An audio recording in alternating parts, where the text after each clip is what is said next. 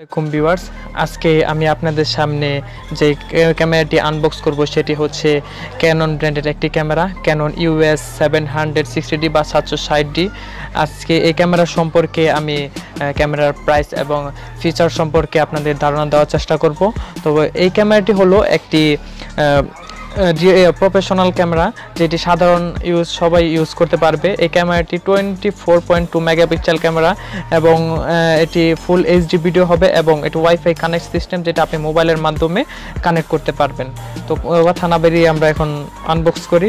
তো আনবক্স প্রথমে আছে যে একটা ম্যানুয়াল বুক, একটা ডিস্ক, তারপরে আছে একটি কাগজ, যেটি আপনি সময় করে যদি থাকে তাহলে দেখতে পারবেন।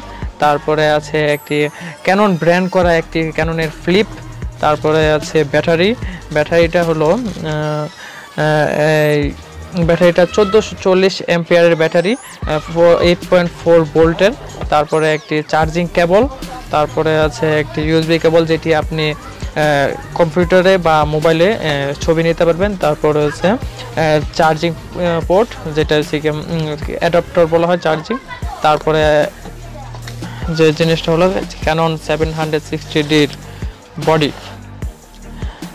তো এখানে জায়গা কম, আমরা একটু সব কিছু সাইড করে নিচ্ছি।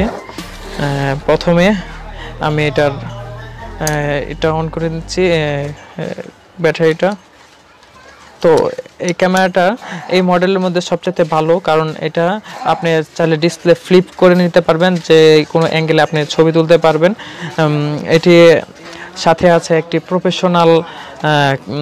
প্রফেশনাল মিটার, যেটি আপনি এখান থেকে সব কিছু দেখতে পারবেন। তারপরে এখানে আছে আরও ফ্ল্যাশ, যেটা আছে পপ ফ্ল্যাশ, এবং আছে আপনার ডিসপ্লে, টাচ ডিসপ্লে, যেটা কি আপনি টাচ করতে পারবেন, টাচ করে চালাতে পারবেন। তো এটার একটা সুবিধা।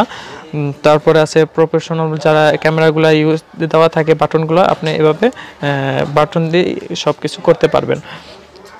তারপর এই ক্যামেরাটি লো রেজুলেশন বা একটু ভিডিও করতে গেলে তো এতটা প্রবলেম হয় না। তো এটি সব দিক দেখেই একটি প্রফেশনাল ক্যামেরা, এবং এটি সাধারণ মানুষ সকল যারা আছে সবাই ব্যবহার করতে পারবেন। তো এটির প্রাইস এটা হচ্ছে প্রাইস। আপনি যদি ক্যামেরা ওয়াল থেকে এই ক্যামেরাটি কিনেন তাহলে এটার প্রাইস পড়বে আপনার 44,000 টাকা। তারপর এই ক্যামেরাটি হচ্ছে একটি মেড ইন জাপান। তো জাপান সব সময় ভালো হয়, যেহেতু আপনারা জানেন মেড ইন জাপান। তাইওয়ানের থেকে কিছুটা দাম বেশি হয়, তাইওয়ানে হয়তো বা 1-2 হাজার টাকা কম হয় এবং জাপানেরটা 1-2 হাজার টাকা বেশি হয়। তো আমার মতে মেড ইন জাপান যেটা, ওইটাই সবচেয়ে ভালো। এই রিভিউটা যদি ভালো লেগে থাকে তাহলে লাইক, কমেন্ট, শেয়ার, এবং যদি আপনাদের এই ক্যামেরা সম্পর্কে আর কিছু ধারণা জানতে চান তাহলে অবশ্যই কমেন্ট করবেন। আসসালামু আলাইকুম।